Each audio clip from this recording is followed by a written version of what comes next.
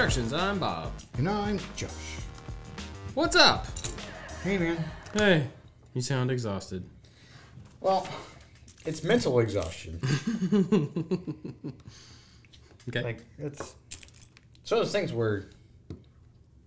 So, last time we spoke, we had all four of us here, but before then, we kind of alluded that I was going out of town, and I went to Portland to Fusion 360 University. Whoa. This big, like, solid 2-day, like, instructional course that Autodesk put on for Fusion 360 users. And I came back kind of a little bit broken. Like, I had my workflow, I had my process, I had my way that I would explain to Anthony or to anybody else how to make something. And then they're like, oh, well, that's neat. Like, it's not wrong, I guess. The way that they kind of put everything in this room full of very experienced users. They're like, what's rule number 1? They're like, make a component. I'm like, oh. Writing down rule number 1. Well, yeah. So I came back with like 10 pages of just packed full, super dense notes on like everything that I could possibly hope to absorb. And so now when I come back, I've been able to kind of implement some of those things, but I tried to just like right off the bat, I'm like, okay, let's do some rule number 1. And it messed me up. And so I've tried to blend my way with their kind of very astute, like, do it this way or you're going to screw yourself up later, which is hard to kind of unlearn. Yeah. But their way has merit. Their way definitely has benefits, but it's really hard to try to unlearn what you've already known for the sake of some benefit down the road that you don't see. Yeah. Yeah. And then once I hit that point where it becomes a benefit, I just know how to kind of, maneuver my way through it. I'm like, oh, if I would have done it their way, this could have been done, a couple minutes ago. Yeah. But I still don't know how to effectively do that in my workflow. But don't you think it's going to take time? I mean, you can't make a full transition like that, unlearning and learning within a single go. Well, I think the real frustrating part is that I'm trying to design something right now, and I'm having trouble with the thing, like designing the thing, seeing it all in my head, how it should all go together, and trying to implement their ways. So it's like a double fold, like mental just anguish right now. Gotcha. Anguish may not be the word. It's just there's a lot of muscles that are tired right now. Gotcha. So I'm like, all right, I got to figure this out. I'm like, oh, but before you make progress on the concept that's in your head, make sure you structure it in the way that they taught you. And so I have to go back and remember how to do it. And I end up just working myself into a tizzy and just staring at the computer for a second or getting up and walking away. And then kind of defaulting back to what I know. Well, I mean, do you think you should maybe take a step back and solve some of the problems the design problems first, maybe on paper or something? I did. And that's ultimately what I had to do. Yeah. And it's funny because they're like, step 1, make a component. But then everybody else is like, all right, first thing you really need to do is start writing stuff down. And I'm like, is that not yet a step? Step 0? Is that a pre-step? But yeah, it's a woodworking project. And so there are many ways that pieces of wood can connect to other pieces of wood. It's just trying to find the most advantageous to have the entire thing built efficiently so we don't waste materials, we don't waste our time. It goes together pretty quickly and very sturdy. Yeah. And all those things don't make any sense in a 3D model. And so... Oh, yeah, right. It's like, well, if I put it together like this, that would equal a pocket hole. If I put it together like this, that would be a face joint. And so neither one of them are wrong. It kind of goes back to that same thing. Like the way that I'm modeling it isn't wrong. The way that I put it together, if I were to make it in real life, isn't wrong. Is it the best? Just best practice stuff. Yeah. Which, I mean, definitely has advantage long term. But, maybe right now, maybe this particular thing, it's not as detrimental to not have all those things in place. Or maybe it is. I don't know. I don't know either. But I think there's like something to be said about improving over time and being aware of better ways to do it. And maybe every time you do a project, you try to integrate a new little piece. But if you try to do it all at once, I mean, obviously it's kind of like hampering your productivity, right? It's like stopping the whole thing, which is not what you want. No, but there are some things that I've been able to integrate, and it has helped. Yeah. A lot of the organization, like when you talk about starting with a component, that is a good idea. rather than every little thing that you make belonging to the entire project, it can belong to like subcomponents, which is great. Yeah. And so there's some organizational stuff which has really helped. But yeah, it's just like you know how to do something and someone untaught you. And so that in itself, trying to drudge up the momentum to kind of get back to where you were with their help. With the new skills. Is difficult enough. And then trying to do that on something that I don't see quite as clearly as I would hope to. It's just like it's a quagmire that this thing. It's simple. It's as simple as it needs to be, but all of those things kind of stacked on top of each other are just like slowing it down. And I'm not good when something slows down. I want to get it. That's why we model things, is so that we can get it right the first time. Whenever we go to make it. And it's like, ugh. And then I'm sitting there. I'm like, why am I'm just tired. My brain is tired. Yeah. But you guys were out at the farm. We were at the farm all day yesterday. Yeah, and you know how yesterday we went out there and it was like hot? Yep. It was super nice today. Well, that's... Yeah, it was fantastic. Yeah. And the bugs weren't there. And how was the fire? The fire was completely out. That's we put it out yesterday and it stayed out. And it was a fire we intentionally set. Yes. Not one that In like a the fire PEX pit. fitting, the shark bite fittings caused. Yeah, so a few weeks back, we ripped out a whole bunch of stuff at the farm. There were like some old workbenches. There was a room inside the barn that kind of a not freestanding, but a non-structural room. A little add-on office that they built in the corner. Yeah, it didn't need to be there. It was a mouse hole. And so we tore that out. So now there's a whole bunch of wood in there, 2x4s and OSB and stuff that's maybe reusable, but I don't know. I wholeheartedly support your idea of not reusing any of that garbage. It just felt gross. Yeah. And so we chopped a bunch of it up. We have a fire pit, so we burned a whole bunch of it because we were there all day yesterday, which is possibly why it was so hot. That was a good fire. But it was a nice fire. So it was a big it was a smallish, reasonable campfire, which at times grew to mini bonfire size. Yeah. And then we got the leaf blower. And then I turned it into like forge fire. It wasn't giant, but it was hot. It was hot. But it wasn't especially large. No. It was contained. We purposely didn't make it large. Yeah.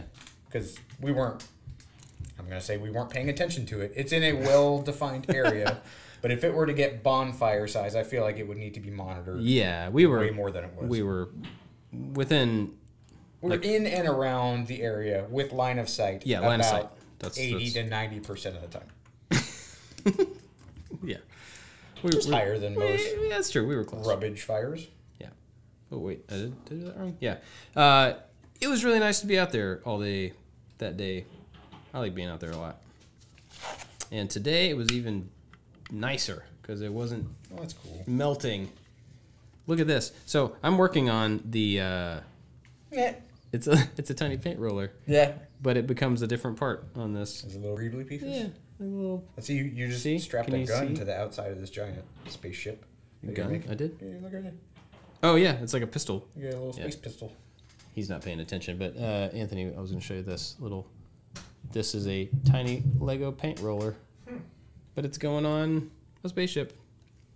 I'm working on the Blockade Runner still. I like this set. It's pretty cool. It's big. Yep. I think that's probably why I like it.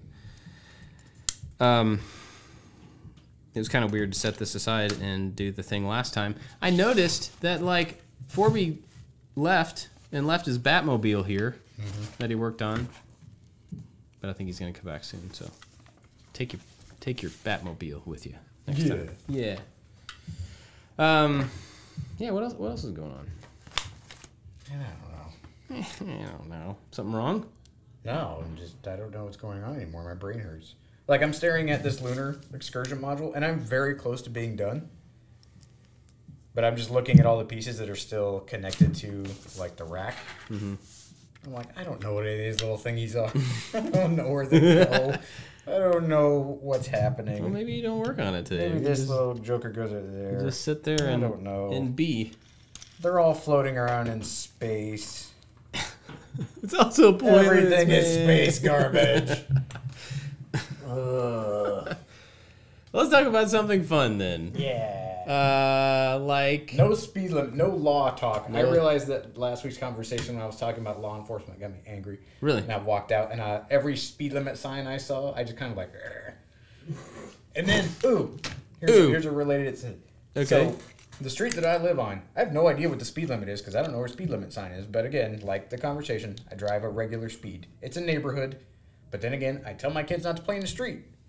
So my street could be used as like a cutoff to save somebody maybe a quarter mile on another road. Oh, yeah. So there's higher traffic than usual just because some people use it as a shortcut.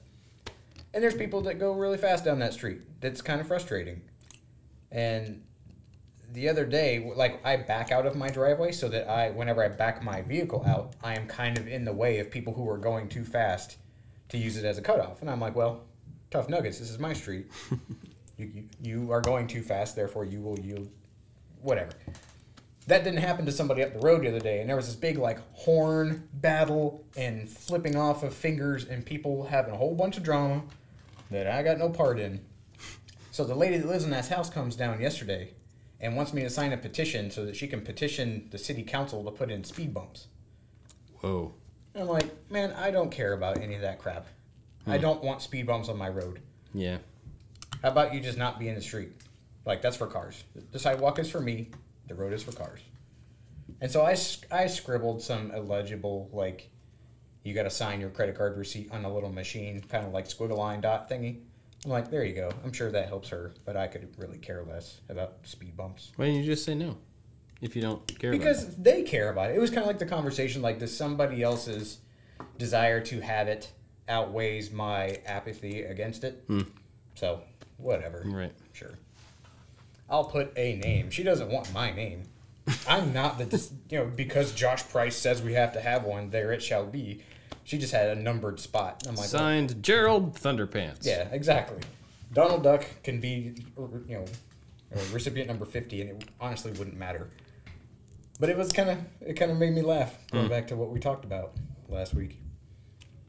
Yeah, I thought about that a little bit the other day driving too, and I had an extra thought about it that I don't now remember.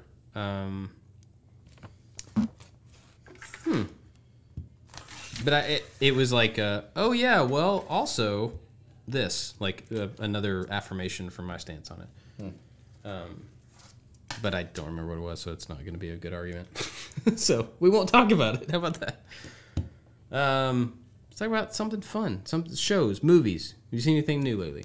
You said you watched a movie last night with your family. Yeah, we watched Bill and Ted with my kids. Did and they liked it. Did they? Oh, yeah. They should. They should. Who shouldn't like that movie? Seriously. My son Deacon, he didn't really know. I don't know if I've actually told him that he's named after a character in that movie. But my daughter was watching it, and Ted's brother's name is Deacon, who is my oldest son's name. He's like, Deacon, you have to watch Napoleon.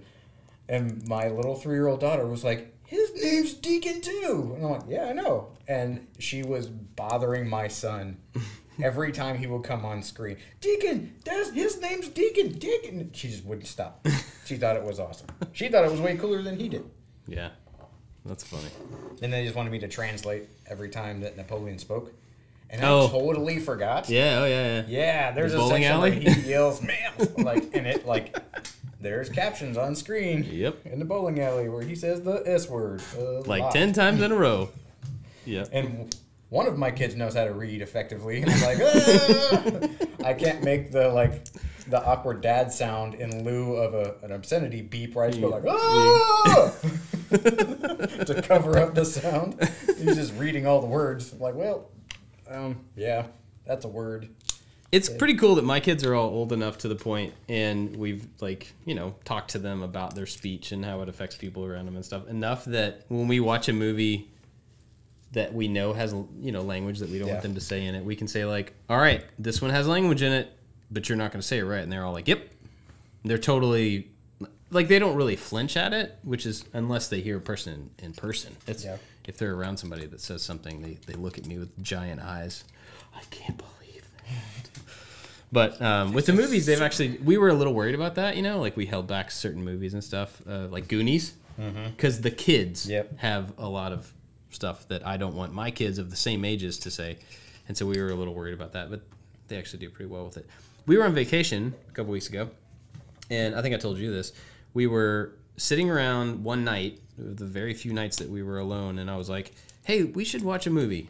Like, I brought our Amazon Fire TV thing so we could just hook it up and watch our own stuff. So convenient. It was really nice, man. You put that thing in your pocket. Yeah. The little stick. It's crazy. Anyway, so we're like, they immediately start talking about the movies that they've seen before that they want to see again. I'm like, oh, let's find something that you've never seen and something new. And Bill and Ted was up there. I'm like, oh, Bill, you're all of the right age. Let's watch Bill and Ted. And they're like, oh, that looks kind of weird. I'm like, let's watch the trailer. This movie's old. Well, they don't really care about that, but it was just like the still image of the two guys like playing air guitar. They were like, eh.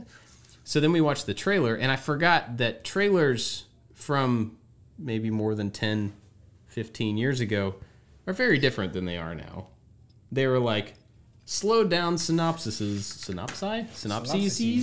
of the movie that aren't exactly like in the punchy get your attention style that they are now. So it was I don't know, it just didn't catch them.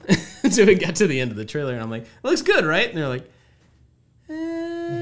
like all of them at the same time. So I said, I had to pause the movie and have a thorough education session on what the heck a phone booth is. Oh, Because they didn't understand what in the world they were in. They thought it was just a time machine. I'm like, well, yeah, it is a time machine, but it's a phone booth. I'm like, oh, wait a second. and then it pointed to, we have like a phone jack on our wall from times past. I'm like, do you guys know what that thing is? They're like, no. I'm like, that's for a phone. That's where the money comes out. The thing that they're in right now is for a phone when you're outside. An out phone? Yeah, outside phone. I'm looking forward to watching that one with our kids. Well, when the DVD menu was up, Deacon started reading it, and he was like, they're out to save the world, and they can't even read, or something like that. Like, it makes them sound super bad. Just the punchline, or the little one-liner underneath the title. That's funny. It's like, ow, that's harsh. And then I tried to explain that guy was Duke Kaboom. Oh, yeah. And they're like, Duke Kaboom's in this movie? It's like, he's a real guy from a long time ago? I'm like, oh, boy, no. I'm like, I get that. He was a nostalgic toy. Yeah. Nope. Yeah. I'm walking it back. That's pretty funny. And my daughter's like, is Duke Kaboom showing up soon? No. Yes, honey. After Socrates. Socrates. I love that movie. It's been a while since I've seen it. I thought about something a second ago because of Bill and Ted, and now I lost it. I don't know what it was. Have you seen any new movies or anything like interesting? Did I tell you about the Dawn Wall? The Dawn Wall? Yes. Dawn Wall. The Dawn. Old Dawn Wall. No. The Dawn Wall. You have to watch it. Okay. It's on Netflix. Okay. I think. Pretty sure it was Netflix. So I watched Free Solo. Yep. You saw that one? Yeah. I heard. Is this what you were talking about on Making It? Probably. Okay. So Free Solo was about the dude. The one guy. Yeah, Henold, who did a free solo climb, which means no ropes, no help, no anything. Up. El Cap. In that movie, did you see that one? Yeah. Okay. So his buddy. The guy with the kids and a wife? Yes. Who lived in the van or the truck or Yes, whatever? who was worried about him? Yep. This movie's about that guy, and that guy is way more impressive. Really? Yeah, oh yeah. I mean, so free soloing is crazy and stupid, and like you shouldn't do that. Does he have a functioning brain that makes you feel like things are scary? He is a person with a pretty amazing story, and through it all, he has an addiction or a focus on climbing that rivals anything I've ever seen. But he's actually a human versus...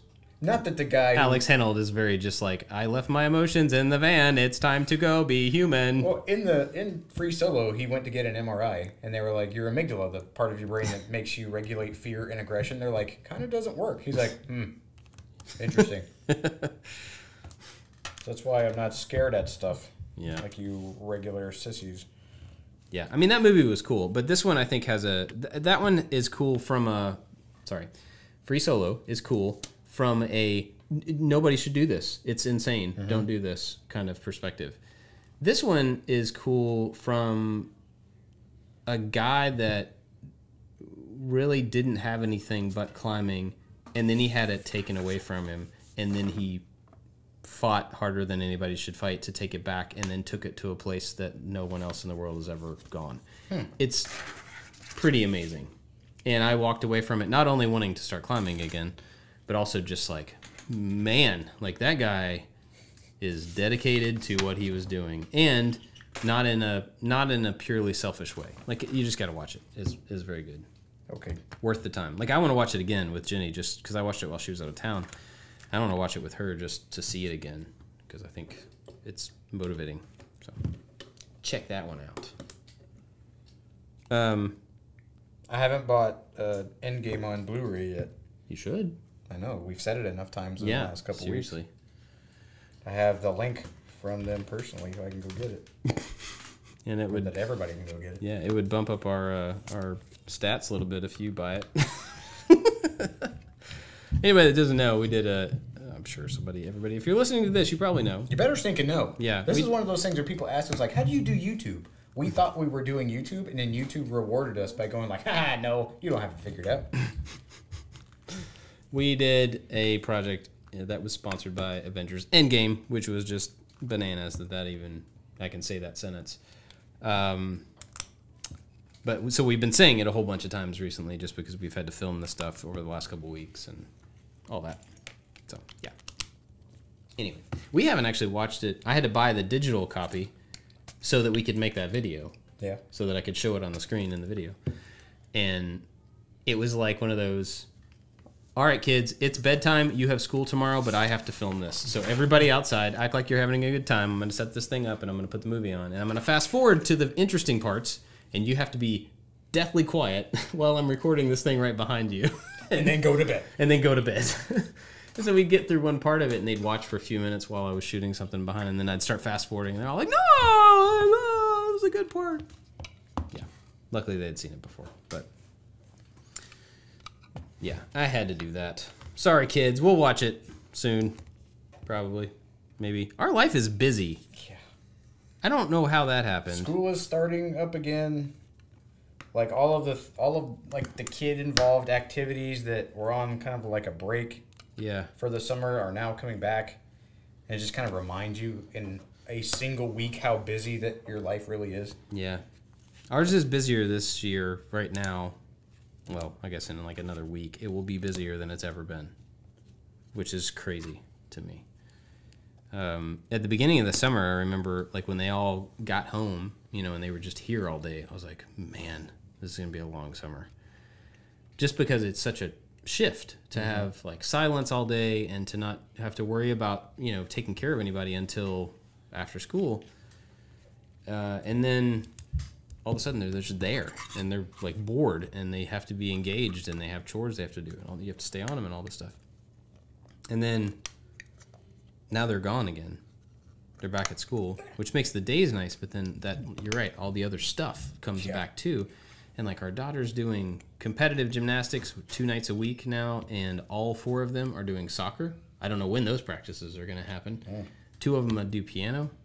And, like, we've never been a family that, like, everybody do all the things. Yeah. It's always like, I guess if all 4 of us can do something at the same time, we'll go do it. And now we're just, like, splintered. Yep. And there's a lot to get, and this, majority of this falls on my wife, but get people to the right place at the right time. And it makes it so our evenings are rarely all together like they always have been, which is something I really like. So it's kind of weird. It's changing in that way, but that's part of them getting older and getting interests, I guess. So it's not a terrible thing. Even for us as homeschoolers, I mean, I don't know if people think that we just like hang out at our house and never leave. Like, we are just as busy. Like, my wife and my son started piano lessons. They've got a weekly thing, actually 2 weekly things. What do they do? Wednesdays they are not at home. They are busy doing stuff all day on Wednesdays. My wife volunteers at this ladies center and just stuff at like church that you'd think like Jesus doesn't take summer break. But a lot of church people do. So all the stuff that goes on around that, like that stuff is back up and busy again. And, you know, my kids are not away at school during the day. So, like, school is starting back up. Their homeschool curricular co-op, that starts back up too. And so it's like, man, I've had to sit down and have, like, calendar meetings with my wife. Mm-hmm. Like, our time together, that time where we can just be the two of us when the kids are finally asleep is now like, okay, we need to get on the same page about what's going on and all the activities. And I guess, I don't know, other people have that same thought, but I had it in my head that, like, yeah, we're homeschool kids. Like, we can just kind of do what we're going to do, but we're driven by all of the schedules and activities that they're doing just like everybody else. And it's kind of like, ugh.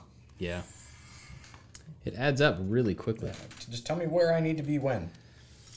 But, I mean, I'm just one that likes to, you know, I like to be in my own element. I like to just not necessarily have things to do all the time. Because I feel like, you know, the workday, there's an endless list of things that could be done. They don't all have to be done. But, like, if the doors were locked and I was stuck down here, if I somehow could, like, eat out of the air or something, I would be fine, and I could work and work and work and work, and I could just continue on that thing. But when I'm not in this space, it's like I just want to kind of not have something planned all the time and be able to just talk to the kids and go out in the backyard and watch them play and, you know, just little stuff like that. And when somebody's always on the way to somewhere or somewhere, like, that doesn't happen as easily. And it's just kind of weird that a change like that can happen so quickly, like all at once for all of our kids. Whereas I guess I kind of expected, like, the older ones will start to do a little bit of stuff here and there, and then the next one will start to do a little stuff too, and then, you know, it'll kind of creep down. It's just like, bam, everybody's doing soccer. Yeah. 4 different nights a week probably. And, like, you're going to be spending your entire Saturday at the soccer field watching 4 different games. And I love my kids. I love that they wanted to do activities. My middle son wanted to play t-ball. He told me yesterday that he was sad he doesn't get to play t-ball anymore. I'm like, well, he's got to wait till next season. And it was the same thing. Like, all right, well, he's got soccer. He's got piano lessons. And our kids are leveling. My kids are younger than yours, but not by very much. Yeah. And so I can see your bell curve of stuff to do. And mine is starting to grow. And I'm like, man, but when we bump up to that time bracket that your kids are currently in, I'm like, oh, boy. Because I know, just like your daughter, my daughter is going to want to do all of it. Every single thing. She is nonstop. I'm like, okay. So let's just get it in our head right now that we have to be those kind of people. Yeah. Got the minivan. We might as well put the thing to work. And I mean, it's not bad. Like, No. It's just, I don't like being rushed. I've never liked being rushed. Like, I have a very usually calm demeanor. I can see all facets of a problem. I can prioritize them pretty quickly. I'm like, okay. Stuff is not as bad as people are making it out to be. And so when things are rushed, like, other people's intensity, like, starts to inform my schedule. And so I'm a pretty chill person. They're like, no, this person's got to go there, and they got to go there, and they go, don't forget this, and don't forget this, and don't forget this. I'm like, you're muddying up, and you're adding in all these extra things where I can just kind of see straight through. Like, this person needs to be there at this time. I got it. Let's go do it. Instead of just like, oh, and this, and don't forget this, and don't forget this. He's got to go there. We got to get snacks this time. Yeah. You got to man the snack booth. Like, it's not bad that they want to do these things, and I don't want them to ever miss out on an opportunity to try something. Like, I don't want them to be the ones that actually do everything all the time. I want them to try stuff and then land on a thing that, like, they're good at or that they want. The problem is my daughter's good at every single thing she tries. And so she wants to continue to do this and try that, and then she's good at that. So she wants to do both of these and try that. And she just, like, keeps piling things on, and that's when it's, like, tough to go, well, I don't know. You could be a world-class gymnast and a world-class basketball player and maybe not play soccer, or maybe the other two. I'm not really sure. Like, how do I tell you not to do something that you are just obviously aggressive at and talented at? It's tough because I don't want to stop any of them, but I also don't want to, like, push them to, you should definitely make sure you try every single thing in the world so that you know what you like and what you don't like. I mean, like, you know, you can just fall into things and figure them out throughout life. But and that's why last week I asked Forby about, like, I've talked to you about your motivations for art school. And, like, I know my own motivation to go to engineering school. But just what was it in that moment that like key decision making point where like I want to choose this path in life? Like, was it, you know, you were set up or from a young age and you were raised in this world and this is what I wanted to do and or known what I wanted to do since I was 5? Or was it just some happenstance thing that you were kind of interested in and just random meeting kind of pushed people to a certain thing? So I've always been really intrigued by people's path in life because it helps simplify or maybe declutter my mind and going like, if my son wants to play t-ball, he's enjoying t-ball. So like I must push t-ball forever so that he can be a world-class t-ball player. Like, or do I just let him kind of explore things that he's interested in, and then in some weird happenstance moment, some inspiration sparks, and he's like, you know what? All of these little things in life have led me to this point to make this decision, rather than like all I know is t-ball. Yeah. Well, but I mean, you can't. I think you could try to set up and orchestrate, you know, an opportunity for every single thing for every single child, and you still. I'm just saying, if you were to do that, you still wouldn't be able to create the right cocktail for them to absolutely find the thing that there's going to be their thing. You can't do that. That's just an impossibility. So I think being open to let them follow their interests and then offering up some stuff that you also see as a potential that maybe they can't recognize is good. But like I do know some families who they make every kid try every sport at some point in their life. And like, okay, sure. If that's a thing that's important and you really think that they need to try them for whatever reason, go for it. But to me, that seems like overwhelm. That seems like a kid's going to grow up thinking, I just have to say that I've tried it and then I'm done.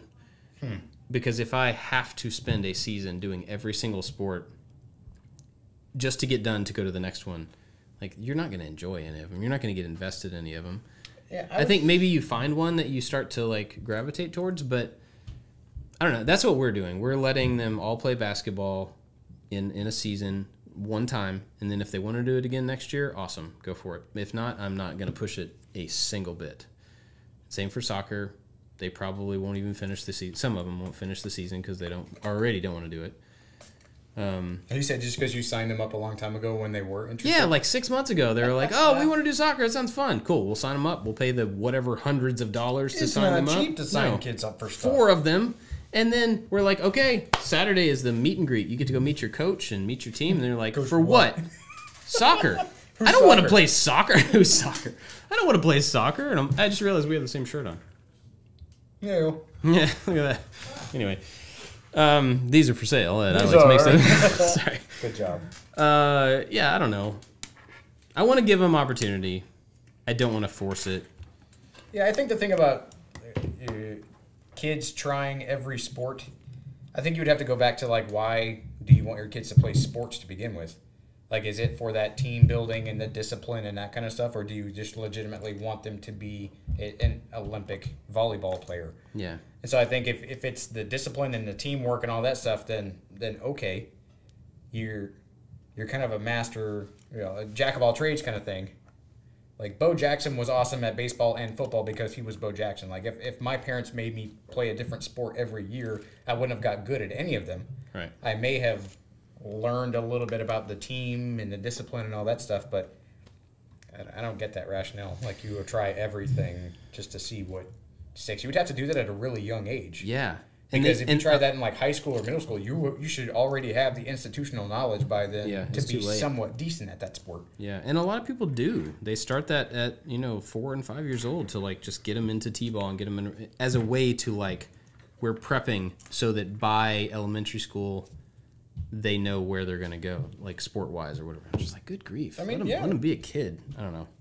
It's a lot. I see some merit in that, but I mean, they would have to have interest. If my parents would have tried to put me in soccer I did. I played soccer when I was a kid, and I remember it being really boring because there was no structure, and like there is a lot of strategy, and there are specific plays, or not plays, but like specific positions. There's strikers and defenders, and like everybody has their part to play. Rather than little league kind of little kid soccer, everybody just runs around the ball like they're in some Hanna-Barbera cartoon.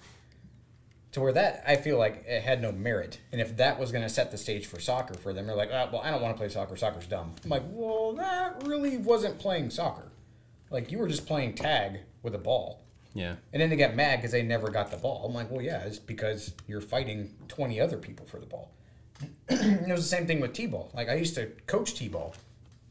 And I would coach it like, we're here to have fun, we're here to play, but I'm going to set the basic fundamentals of what the heck this game actually is at your level, 4 and 5 and 6-year-olds. And so my son played T-ball this year. He was taught by a guy that taught like 13 and 14-year-olds. And he's trying to teach them, like, turn your hips toward the ball so you can hit the bat square on. I'm like, that's way above these kids' level. You're going to pass them over. They're not going to care. And then when they play in a game, just like they did, they were focused on the wrong thing. And some kids didn't know how to run to first base. Like day one stuff. Yeah. So you have to set day one stuff so that if they can enjoy, if they can have fun within the actual confines of the rules of the game, then that sets them up to go further. But if they're on a team where it's just like, yeah, we're out to have fun and we're just here to play and have snacks afterward, or if they try to aim too far over their head and try to get them to be golden gloves when they're 6 years old, you're going to miss the fact that sports are fun. Right. Yeah. And it's not day one of conditioning to be Tiger Woods. It's, it's go out and have fun with a group of kids, and we're going to be playing a game because your parents paid a buttload of money for you to come up here and all dress the same. Yeah. And it's not like communal digging in the sand and picking weeds with a shirt on, with a jersey on. I see a lot of merit to it, but then if you're the parent who gets frustrated at those things, which I was, and my wife immediately challenged me that if you have such qualms with things, you should fix it. And so I became a T-ball coach, and I loved it. I could take all of those things and wrap it up and actually have the kids enjoy themselves while learning how to play the game. See, I would not do well there because I would not be able to justify an interest. Just historically, I'm just not a sports person. Yep. Like, I like individual sports. I like riding my bike. I like climbing. I used to rollerblade all the time, stuff like that. I've never played on a team in any capacity in sports. I did band, which, whether people believe it or not, is a team building kind of thing. Oh, absolutely. You're marching in a group of 300 people. You're reliant on, or 200 people, or whatever. You're reliant on nonverbal communication with everybody around you. It's like a hive mind kind of thing. It's crazy. But there's a team aspect to that. And I only liked that because it was part of music. Mm-hmm. And so all that to say, like, I'm just not, like, if I think of sport, any sport, I think of it as, this would be a fun thing for my kids and their friends to go play in the field behind our house. And for free and for fun with no... That's what sports should be. In my mind, whatever, everybody else will disagree with me, that's all sports should be. And if that means you organize a team to play with people for that reason, awesome, go for it. But, like, the pursuit of, I'm going to play X sport as my livelihood into adulthood, and that's how I'm going to make my money, and that's how I'm going to support my family. If that works for you, go for it. But to me, that's just not how I define what sports are. So when it comes all the way back to me coaching a team for my kids, I would coach it like, go play. I'll play with you. I'll throw the ball to you, but, like, I don't care about this any more than I think you should care about it. So it's not going to be serious. That's just not how I am about that.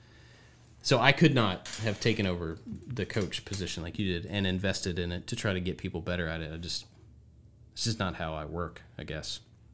And I've always felt like a little bit of an outsider to other people who enjoy sports, like legitimately enjoy and get excited about them. Like, I don't think there's anything wrong with it. I just don't, it's just not there. It's like I'm missing that piece or something. And I've always I think by nature, you're not a very competitive person. Well, that too, yeah. And so that the act of sports or some kind of group competition to best another group, I would not pick you for a sport, not to be mean or anything. Fine. But I wouldn't pick you either. I'm like, you need someone with the fire in their belly. Yeah. I'm like, well, Bob's got a belly. Like, he doesn't have fire in it.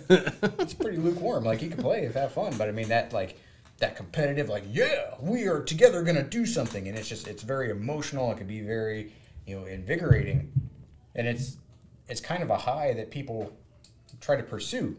Because watching some of the parents, man, I would deal with parents. Some of the dads and a lot of the moms would get, like, super crazy competitive about their kids. I'm like, I understand, but you are not playing. Like, if you want to go play, you can go play over there in the adult, like, softball league and chill. Your kid does not know what he's doing, so let's work on the little things. Yeah. And they're like, why isn't he batting first? Like, because it doesn't matter. We're barely keeping score. The kid who bats last automatically gets a home run, and everybody runs around the bases. Like, chill, brother. It's not as big a deal as you make it. Like, I like sports. I like competition. I like the fact that you can, have a skill that yields like a physical result. You can hit a ball really far. You can throw a ball really accurately. You can hit a golf ball into a tiny hole. Like, those things are appealing to me. But I think it steps over the ledge into this mad obsession when people act kind of like those the T-ball crazy moms and parents. dads. Yeah. And being from the South, that is your ultimate goal is to have this manic, crazy obsession with whatever sport you happen to maybe vaguely enjoy. Whether it's Roll Tide or it's whatever, like, you have to pick the thing and you have to crank it up to 11 to even be accepted into the ether of sports fans. You can't be a casual fan of just about anything, or you're going to be left behind. Or you're going to try to play with, like, the church softball league, and people are intense at the church softball league, screaming and cursing and, like, picking fights. And I'm like, what is happening here? So I think I'm the in-between. Like, if you don't care about sports and it's like, just go play. I want to play and have fun with a group of people, but I also want to, like, I want to win. I want everybody to do their best at whatever they happen to be doing so that we can show that we care enough to exercise this appropriately. And then there's the huge, like, no, it's gung-ho time. Come on, everybody. Slapping their hands and getting all red in the face. I'm like, yo, you're going to die. You need to pump the brakes. It's just a silly shaped ball, and we're just running through the grass. Yeah. We don't need all that. Whoa. This thing is taking shape. There's a lot of engines on the back of it. Goodness gracious. Yeah, I think you probably hit something there, like, with the competitive. I just am not a competitive person. I've never had that nature.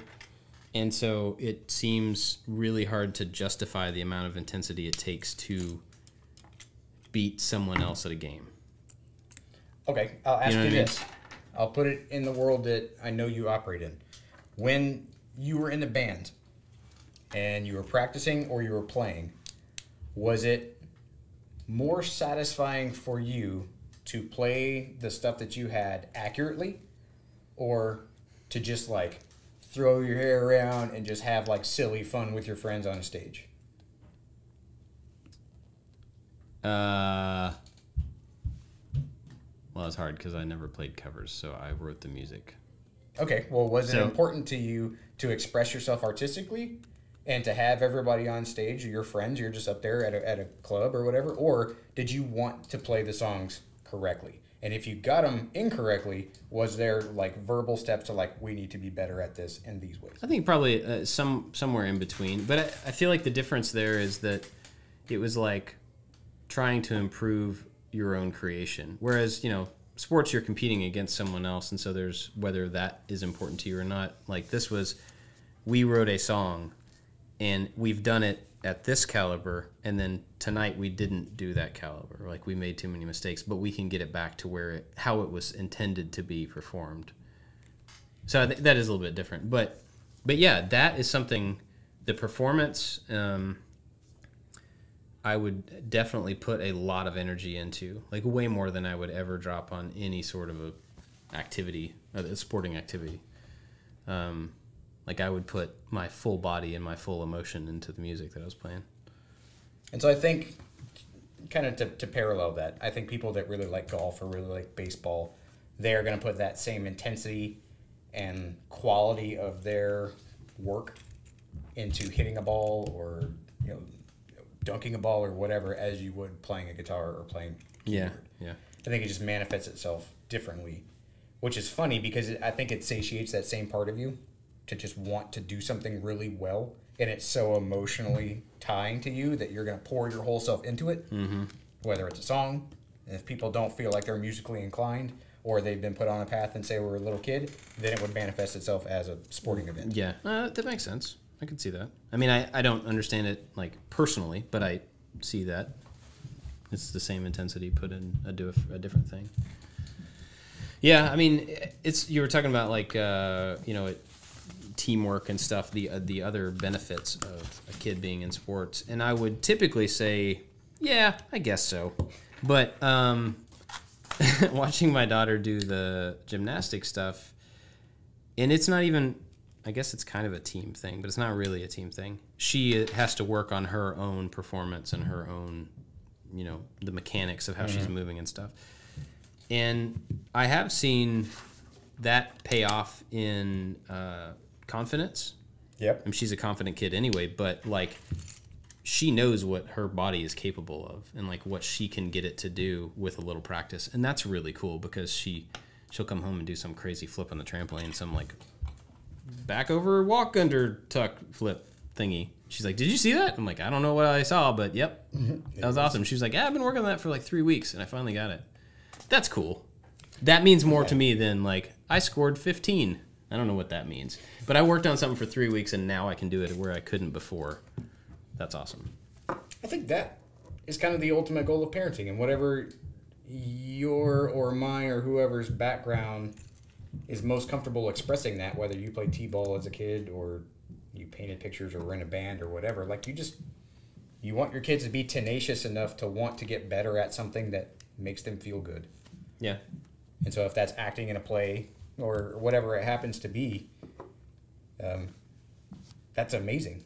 Yeah. And I think we're at the point right now where our kids are understanding it in themselves enough to realize what they're interested in, so then I can be excited to help foster whatever that feeling is for them. Yeah, even if the thing itself is like to you is not that interesting. I could really care less. Yeah, like, I mean, so to go back to a previous conversation, your kid comes up to you and starts telling you about all the Pokemon that are super exciting. You just like, whatever, I don't care. That's good for you. Enjoy that thing.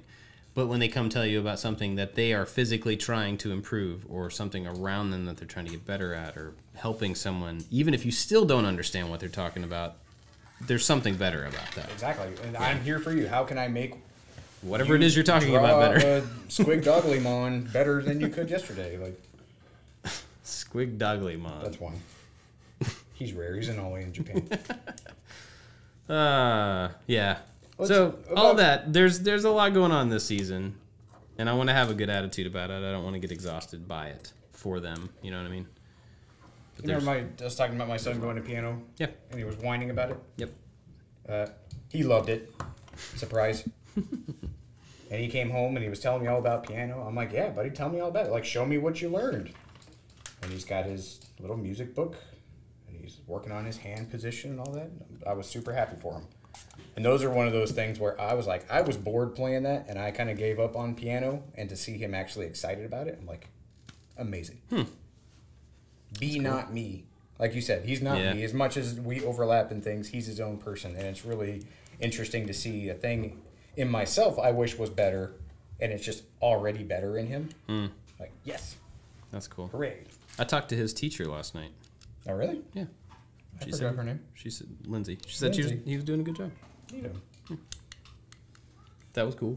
Because she didn't go like, yeah, he's terrible. I don't know. With the goofy hair. Says he wants to be a wild stallion. I don't even know what that means. All right. What time is it? 48. You got anything else you want to talk about? No, but I am like 2 seconds away from being done with this entire model. Oh, well, okay. Patreon. We talk about that every time. Oh, yeah. So let's talk about that again. Patreon is an awesome way for you to support. I'm going to stop saying that. I'm going to stop saying that. You just witnessed a live moment here.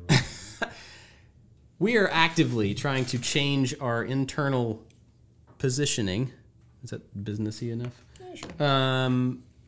On Patreon, because it's not about support anymore. It's about access. So we are trying to create extra early neato whiz-bang stuff for Patreon members.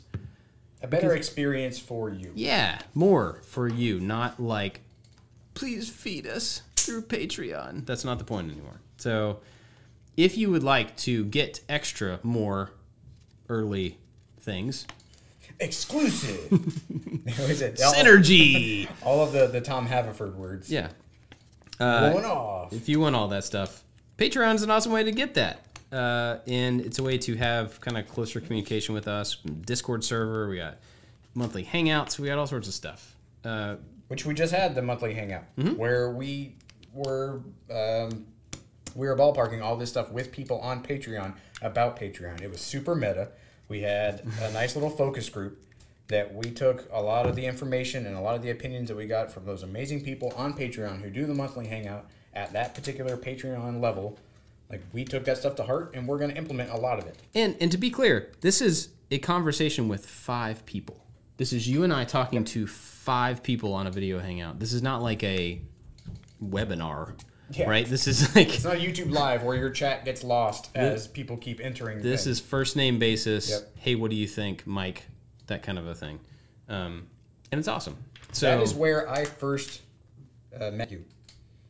Oh, yeah. Was in a Patreon hangout. The same Patreon hangout that we had the other day. Now, that's not saying that a Patreon hangout will lead to having co-hosting a podcast. But we should put it as a potential perk just to draw people. Statistically, your chances are better. Yeah. Anyway, patreon.com/I like to make stuff. Or not. That's fine, too. Either way. Are you done yet? I got glue his feet down to the moon. Glue his feet down. If you have some ideas for topics, if you have some stuff you want us to talk about, if you have... Whoa! Oh, man! All of the pros and cons and stuff that we talked about last week with all 4 of us all came from patrons. And you know what I would do? Like, we used to talk a lot about movies.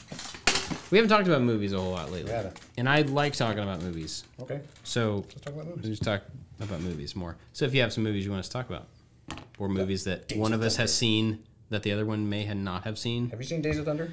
I take it it's a race car movie from a guy who doesn't like sports. Oh, you haven't? No, I'm asking you if you have seen it. I saw it. I think I saw it. I know it's about Cole Trickle. Oh, that's good. You know. Yeah. I think I saw it, but honestly, I don't remember. That was a long time ago. Okay. I like Tom Cruise, so. Done! I may have. Ooh, nice. I made a diorama of the moon. Yeah, you did. But none of it's painted, so it's all bleached. That's what happens. Oh. So this is an accurate representation if Buzz Aldrin and Neil Armstrong were left on the moon in the exact pose that they arrived. The sun would have bleached all of this stuff, and it would just be a seashell carcass with footprints. Huh. So, well, what do you know? There you go. Okay. Just change history right there. That seems like a pretty good place to end it. Mm-hmm. All right. Sorry, Buzz. We'll see you guys Sorry, next Neil. time. Bye-bye. Bye-bye.